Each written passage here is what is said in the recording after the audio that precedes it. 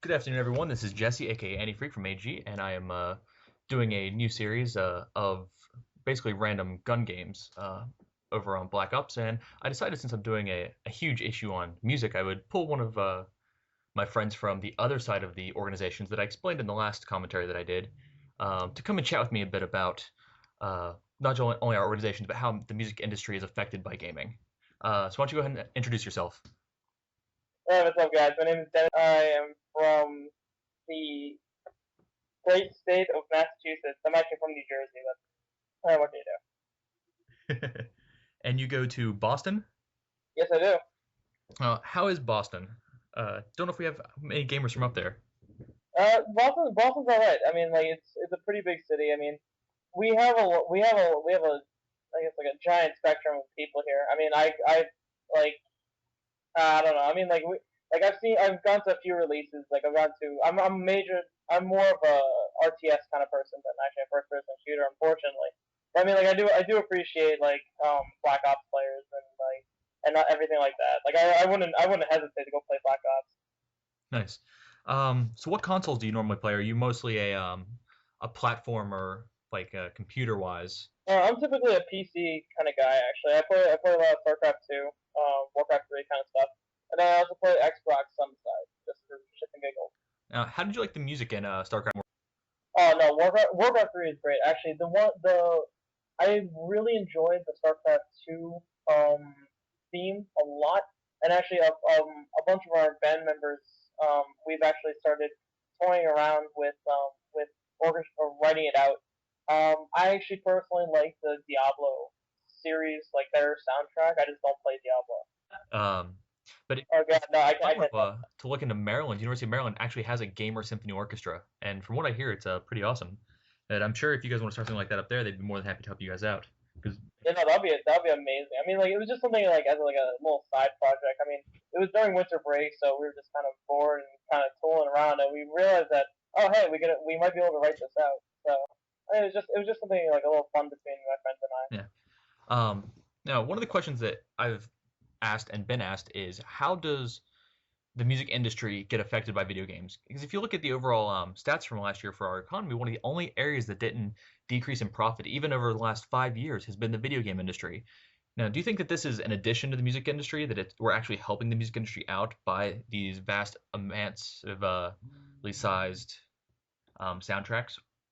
I mean, I would say that video games actually does like they do play a very big role. I mean, let's take a look at sports video games for instance. Like let's take a look at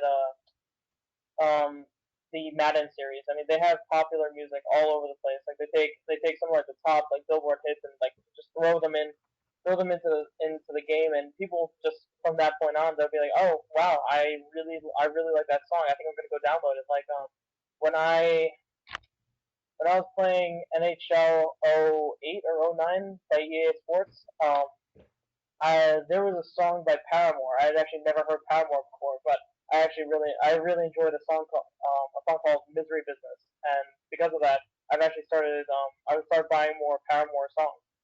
One of the things that I remember when I started doing a lot of the EA games was the old NASCAR games, and I guess they're still Oh God, around. But you could turn the radio on in the car and listen to your own soundtrack on the Xbox, and I thought that was yeah.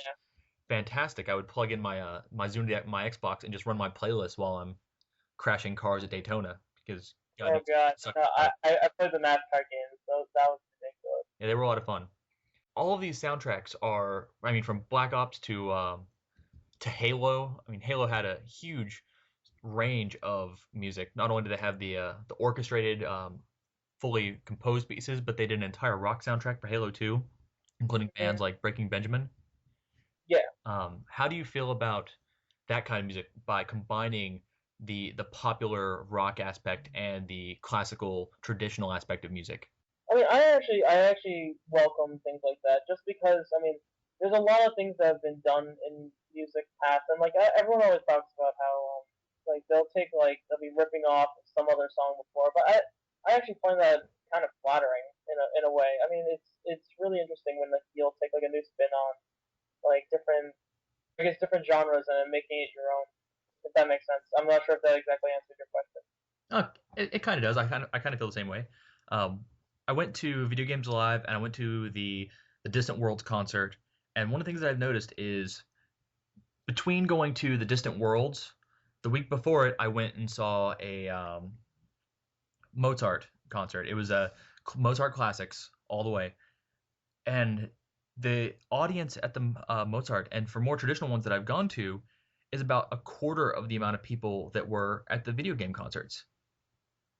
Like, do you think that there's a way for the video game industry to save the music industry that we love and like our classical music that we're trained to play?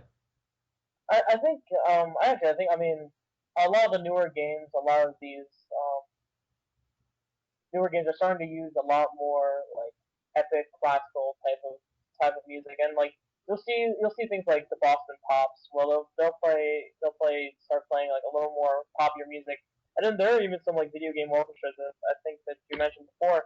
I mean, I think it would definitely help out if if you started seeing more of these video games start to use more orchestrated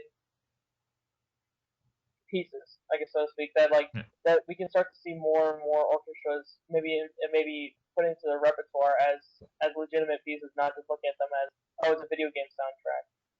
But it's more like it's more just to see like how it's all going to be perceived somewhere down the road.